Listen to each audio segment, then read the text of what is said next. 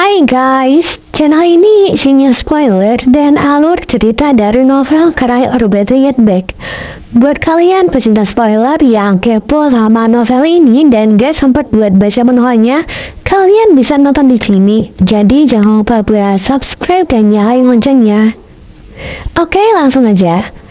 Kali ini aku mau ceritain karya Roberta Yetbeck Science Story 5. FYI, karena di chapter ini ada kata-kata yang gak vulgar, jadi aku bakal ceritain dalam bentuk teks. Tapi sebelum itu, aku mau saranin kalian nonton dulu video side story 4 biar cerita nyambung ya. Di akhir video itu, Mati janji buat ngajarin Layla berenang, dan Layla pun setuju.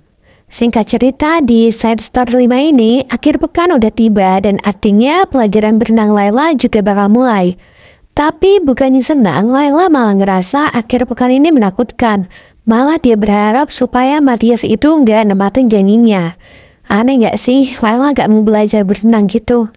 Pertama, dia berharap sama Elise von Herhard. Rencananya Elise bakal ngajak Felix ke tea party hari ini buat mamerin favorit baru keluarga Herhard kan. Biasanya Layla ini cemas buat hadir di acara kayak gitu. Tapi kali ini dia tertarik sama acara kayak gitu. Jadinya Elise nyaranin Layla buat ikut aja. Karena kalau misal Layla ikut ke pesta, yang pasti Layla gak jadi belajar berenang kan. Tapi belum sempat Layla jawab, Matthias malah ngomong kalau Layla ada janji sama dia. Jadi Layla gak bisa ikut ibunya itu. Kata Elise sih ya udah gak apa-apa kalau gak bisa. Tapi Felix tetap ikut sama Elise karena semua orang udah nunggu bocah itu. Matthias pun setuju. Oke nih, harapan pertama Layla udah sirna. Sekarang tinggal harapan kedua. Dia berharap sama Matthias sendiri. Meski lagi liburan, tapi Matthias tetap sibuk sama urusan kantor. Bolak-balik terima telepon dari kantor sama pergi keluar ketemu sama para eksekutif dari perusahaannya yang tinggal di Karlsbad. Pada kamu juga keluar masuk buat ketemu Matthias Jarvis. Meskipun Matthias gak bisa nikmatin liburannya, tapi Layla berharap supaya hari ini jadi lebih sibuk. Pokoknya dia mau gimana pun caranya Matthias itu sibuk seharian. Idealnya kan kalau Matthias itu sibuk biasanya bakal balik ke rumah sampai larut malam. Dan kalau malam berarti gak jadi belajar berenang dong. Sampai sore waktu Layla minum teh sama neneknya baru Felix, ternyata Matthias masih ada di luar. Wah, bersyukur nih si Layla kan. Layla agak tenang lah, kayaknya gak jadi berenang lagi. Tapi harapannya pupus karena Matthias pulang ke München hari itu. Kata Rina, nenek Matthias itu nyeletuk ngingetin kalau Matthias punya rencana bareng Layla. Rencananya mau pergi ke kota kah? Tanya neneknya. Terus dijelasin kalau mereka mau ke kabinnya Matthias di tepi sungai buat ngajarin istrinya berenang. Neneknya agak ragu, masa seorang Duchess berenang di sungai gitu kan? Itu kan pemikiran yang menakutkan. Dengar nenek ngomong gini, kayaknya Layla masih ada harapan nih. Siapa tahu si nenek bakal ngelarang Layla berenang. Tapi enggak, setelah dipertimbangkan si nenek itu setuju aja. Zaman itu udah berubah. Jika seorang Duchess itu bisa kuliah, ya bodoh kalau khawatir dia juga belajar berenang. Jadi nenek bilang, selamat bersenang-senang di sungai Layla. Matthias pun akhirnya ngedeketin Layla dan ngulurin tangannya itu.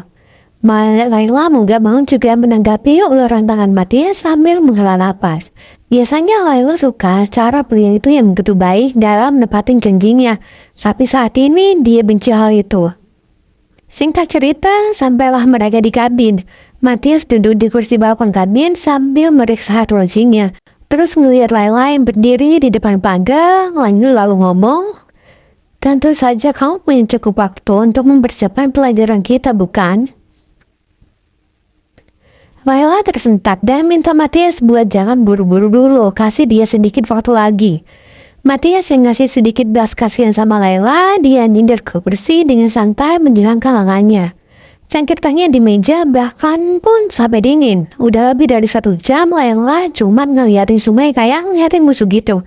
Padahal waktu pergi ke kabin, si Layla ini cukup energik, tapi begitu dia ngeliat air, keberaniannya itu hilang. Setelah beberapa kali narik napas dalam-dalam, dia noleh ke arah Matthias dan nanya apa belajar berenang sepenting itu. Kan cukup tinggal hati-hati aja biar gak jatuh ke dalam air. Padahal Laila yang paling tahu lebih dari siapapun kalau situasi tak terduga itu bisa muncul kapan aja, kata Matias. Laila mikir jawaban buat balas perkataan Matias itu. Dan dia ingat lagi sama momen waktu Matias melempar topi Laila ke sungai. Dan bilang kalau situasi yang tak terduga itu yang dimaksud itu ya penyebabnya kan Matias sendiri. Matias nggak menyangkal dan gak nunjukin penyesalan. Justru karena itu dia mau ngajarin Laila berenang. Matias berdiri dan ngedeketin Laila terus nyindir ke pagar. Dideskripsiin kalau tubuhnya itu ngeluarin aroma yang samar dan sejuk, mirip sama aroma tanaman menlia yang tumbuh lebat di sepanjang tepi sungai setiap musim panas. Dia bilang jika emang Laila gak mau belajar berenang, ya dia gak bakal maksa. Laila ini sebenarnya bukannya gak mau belajar berenang, cuma dia ini takut sampai beberapa kali batalin pelajaran berenang. Kalau cuma gak pengen belajar berenang, dia bisa aja bilang gitu, tapi enggak, dia emang pengen belajar.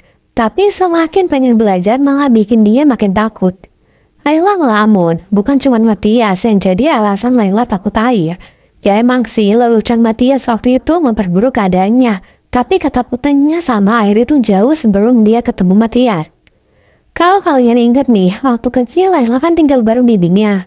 Nah, Laila ini gak pengen tinggal di sana. Dia benci semua orang, mulai dari pamannya yang KDRT sampai saudaranya yang numbuli dia. Pernah suatu ketika waktu Laila kelaparan karena gak dikasih makan, dia jadi nyuri sayuran di kebun sampai akhirnya ketahuan dan digebukin sama pamannya. Meski Laila benci sama tempat itu, dia gak bisa teriak. Dia gak punya tempat lain buat pergi, dan inilah sumber luka terdalamnya. Dia dibully sama anak-anak bibinya. Laila dijambak dan diseret ke sungai sampai tubuhnya memar dan luka-luka karena jatuh.